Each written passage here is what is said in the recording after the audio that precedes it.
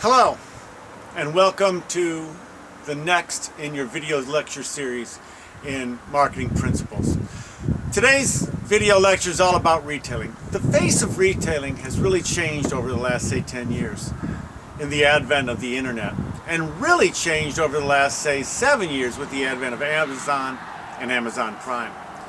Retailing is becoming more and more online and less brick and mortar. And even for brick and mortar stores, they're still doing brick and mortar and click and mortar, so to speak. And retailing really is based on a couple of things. One is value, who provides the best value, as well as convenience. And if you look at the two main players in retail right now, it's Walmart, who provides good value because of their EDLP or everyday low pricing, and also Amazon, whose operational excellence makes it very convenient. With Amazon Prime, you click, it shows up at your door in 2 days. So today we're going to talk about how retail has changed, the strategies in retail. We've talked in the past about the 4 P's of the marketing mix: product, price, place, and promotion. Well, with retailing we add really 2 more P's, and that's presentation and personnel. So we're going to talk about a couple new concepts there, and we're going to talk about the difference between retailing and wholesaling. At the end of the video, as usual, there'll be about 4 discussion questions. Please make sure you give me a couple of sentences per discussion question, and then turn them into me when we get back together either on Tuesday or Thursday. So until then, let's get started with retailing. So as I explained in the introduction, this chapter is all about retailing and the changes and the definition of retailing. So all activities directly related to the sale of goods to the ultimate end user. A lot of people get retailing and wholesaling mixed up. For instance, because of BJ's Wholesale Club, or because of Costco, which is supposedly a wholesale club. So they get wholesalers and retailers mixed up. Make no mistake about it. Wholesalers are those that sell B2B, business to business. Wholesalers sell to retailers. They don't sell to consumers. If they sell to consumers, they become retailers. So BJ's Wholesale Club, even though it's called a wholesale club, really is a retailer. Now, there are both wholesalers and retailers, and distributors and retailers also. For instance, take a look at Staples. Staples is what I call a hybrid. Staples is a wholesaler. They sell to businesses like St. John Fisher and other colleges and universities and businesses and everything else. They also sell to the consumer from their stores. So they're both retailers and wholesalers. So really, again, the difference between a wholesaler and a retailer, and we talked about wholesalers in the last chapter, but the difference between a wholesaler and a retailer is a retailer sells to the end user. The wholesaler sells B to B. The retail industry in America comprises mostly of small businesses, but it is changing very, very rapidly. It is becoming more of an online retail. We are becoming more of an online retail economy. And we're also becoming more of a non-store retailing economy. And we're going to talk about that in a little bit.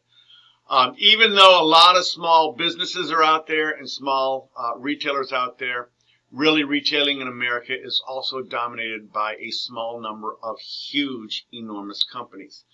The bell cow of those companies would obviously be Walmart, which is the largest retailer, brick and mortar retailer in the world. We know, because I've told you before, the largest retailer in the world is actually Alibaba out of China, but Walmart is the largest brick and mortar retailer in the world. So retail establishments can be classified based on the following criteria: ownership, level of service, product assortment, prices, and also non-store retailers. Let's talk about ownership arrangements. So we have the independent retailers. Oftentimes those are bakeries or pizza shops or small dress shops are quite a few retailers. Also service retailers like haircut places or places that fix your car, work on your car. Those are establishments that are owned by an individual proprietor. Then you have chain store retailers. Of course, the bell cow being Walmart. You've got Target. You've got Macy's. You've got all kinds of those different things. Then you've got franchise retailers. That would be a McDonald's, or it might be, oftentimes franchises are restaurants, but also Hallmark stores are franchised. And some of those specialty stores also are franchised. So, and we know all about franchising because we talked about that when we talked about going global. The other way you can classify a retailer is level of services, from full services to self-services. A full service provides, say, alterations. They provide shopping for you. They do all kinds of things where it makes shopping easier. It makes your shopping experience a lot easier and a lot better and a lot more enjoyable. The one that I always think of from a full level of service department store would be Nordstrom's. You know, you walk into Nordstrom's, you have your own personal assistant. They help you shop throughout the store. They provide all kinds of things that you would want. The other way is product assortment. Classifications based on assortments. You've got grocery stores. You've got superstores, which are those types of stores where they have both groceries and hard goods and dry goods, like a Walmart would have. Also, the other one would be Target would be classified as a superstore. And then you've got specialty discount retailers, and you've got all kinds of things like, for instance, dollar store, which would have just very inexpensive things. You'd have just clothiers like the Men's Warehouse, etc. And then you've got product lines based inside of that. The width would be the assortment of products offered, how many products they offer. For instance, the width of a Walmart would be huge, and depth would be the number of brands they offer. Although Walmart has a huge width, it doesn't necessarily have that much depth. But if you go to Dick's Sporting Goods, for instance, their width is all about sporting goods, but their depth is incredible. For instance, if you want to buy a workout shirt, you know, they've got everything from Nike all the way down through Champion, etc., and they've got all kinds of sizes and colors and shapes and everything else. So even though their width only really relates to what we would call sporting goods and sporting good apparel, their depth is absolutely incredible because of the number of different brands, the number of different sizes, etc., in which they offer. And then finally, a level of retailer can also be based on price. You have very inexpensive types of goods. You also have discount or off-price retailers. That would be like Odd Lots or a Marshall's. And then you've got some lower price, everyday low price, which would be Walmart. And then you've got higher end, which would be your Macy's, your Nordstrom's, and those types of things. And it's all based on the gross margin, or the amount of money the retailer takes in based upon the products in which they sell. So again, types of in-store retailers: we got department stores, specialty stores, supermarkets, drugstores, and convenience stores. Department stores, as you know, is the Walmarts and the Targets and it used to be Sears. I think they're out of business now. Pennies, etc. Your specialty stores would be those types of Hallmark, clothiers, the Men's Warehouse, supermarkets. You know, the bell cow around here certainly would be Wegmans. Drugstores, CVS, Rite Aid. Convenience stores would be your gas stations and your 7-Elevens and those where you run in and you get, you know, beer and cigarettes or whatever else you're going to buy. And then finally, you got your discount stores, and then you got your off-price. So a discount store would be Dollar General. An off-price retailer would be Odd Lots. No, they don't call them Odd Lots anymore. They call them Big Lots. Big Lots, where they sell stuff that can't be sold in other stores, or even a Marshall's or a TJ Maxx, where they sell clothes that might have a slight flaw in them or something like that. And then finally, the last one we would talk about would be restaurants. Restaurants are a hybrid which sells both tangible products as well as services. Depending on the restaurant, you're either going to go in there for this tangible product, like a McDonald's or one of those other fast food pieces of garbage, or you would go into a restaurant like a Ruth Chris or something like that, and you're going there for really the services. So depending on which type of meal you're looking for, the restaurant would be either a tangible product or a valuable service. So the other main trend that's going on in retailing, besides the obviously your online retailers, which are really taking over the brick and mortar, is your non-store retailing. And the major forms we're talking about here is automatic vending, which has been around for forever. The self-service technologies where you put your credit card into some place and they'll give you either banking or something, some type of a service or something like that.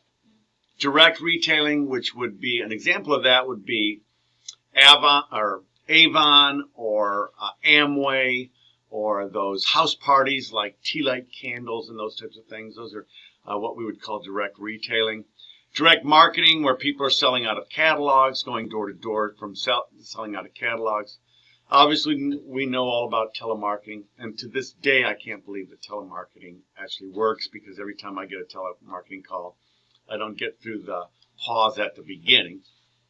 And then finally, direct mail. What's interesting is I talked to somebody at the post office most recently, and they said that catalogs are coming back because catalogs are becoming more interactive, where they have QR codes, where you can scan the QR code in the catalog, take you right to their website, and show a demonstration of the product, etc. So catalogs, which I thought were going to go away entirely, the new surge is for them to come back, and that's part of the direct not rise in non-store retailing, and that's direct mail. Micro-targeting would be detailed analytics, and most of that is done through the internet, where when you buy something, they will then sell your name or your email address to somebody else, called micro-targeting.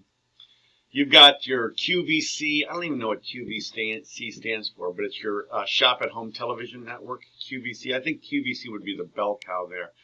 I don't know. I've never really watched much of that. And then, of course, as we talked about earlier, the Amazon being the bell cow there, as well as Alibaba out of China, which would be your online retailing, which has really taken over. If you look at online retailing, most people that are surveyed online retailing is 60% of the way they're shopping, not including groceries. Most people are still buying their groceries from a grocery store, but as far as hard goods, dry goods, and those types of things, online retailing, I think, has become almost over 50%. And it's even higher in the Zs and the millennials. So now we get into retail marketing strategy. Basically, again, everything in marketing starts about with who are you going to do what to. So your retail marketing strategy really starts with who is your target market. Think about Walmart. They have developed an empire targeting the lower income people. I wanted to say lower class, but that's not correct.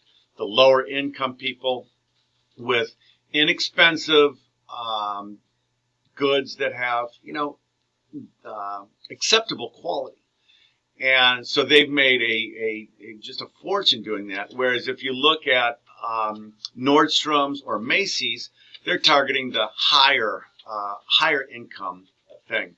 Where retailer strategies falls apart, and you can look at Sears, you can look at Penny's, you can look at some of those other retailers that are either struggling, Kmart, or went out of business, is they didn't have a good defined target market.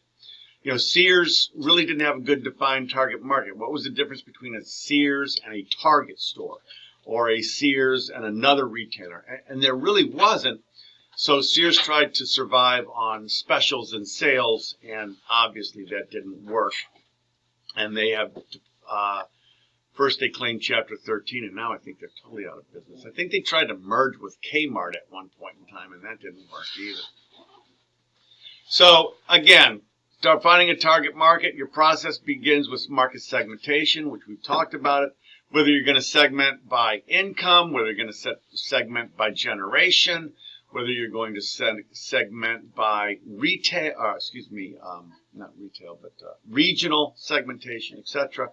They need to be sensitive to changes in their market and who's coming up. Obviously, right now, the Zs and the millennials are coming through, and they are an enormous demographic. And that is what the online retailers such as Amazon and eBay and some of those others are targeting the millennials and the Zs as they come through.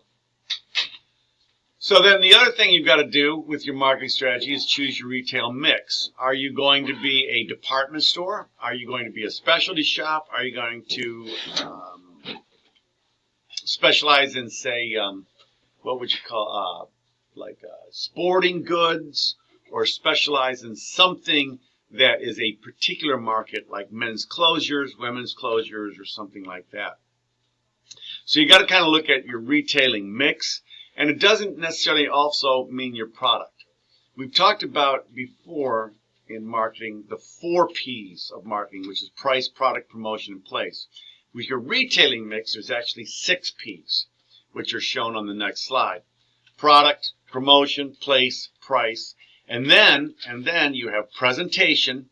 How are you going to present your product? And then personnel.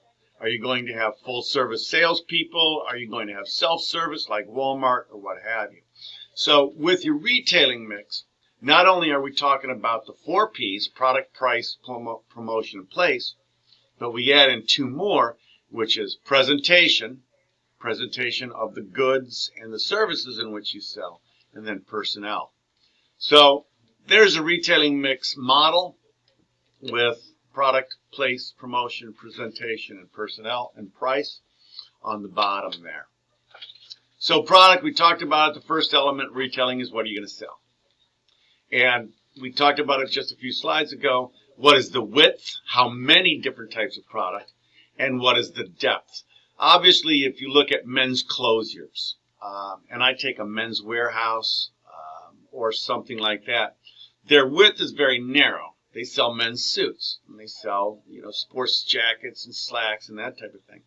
But their depth is incredible in the fact that not only do they sell what they have in retail, but they'll also make a suit for you if you really want. So if you look at men's closures, something like that, they have a very narrow width, but a tremendous depth. You look at Walmart, they've got a width of a mile long, but their depth is very small in the fact that they're going to sell mostly what sells on the shelf. You're not going to find some strange different food products. Whereas with Wegmans, they have both a strong width and a depth, but of course you're going to pay more at Wegmans. Promotion. How are you going to promote it? Oftentimes retailers in the past used to promote simply by location. And people would, they'd see them in strip malls and that type of thing, and you would have to drive there to purchase. The e-tailers and people like Amazon has changed that, and really location isn't as important because most of your brick and mortars you can also buy online. So promotion has become more than just location. Promotion has become advertising like your traditional advertising. It's also become more important when it comes to word of mouth, when it comes to digital marketing, digital advertising, etc. And then, of course, place. How are you going to get your products to them? If you look at Amazon, if you're an Amazon Prime member, you click a button, it's going to arrive at your door in 2 days. Also, like with Walmart, you can buy it home and come in and pick it up at the store, which I have done in the past. If they don't have it in the store, you can order it and they'll have it shipped to the store and you can come and pick it up. Or you could go and you could do it traditionally, whereas you go to the store and buy it in the store. So there's all kinds of different ways of getting your product to the consumer. And with the advent of the internet, you can really choose whatever way you want.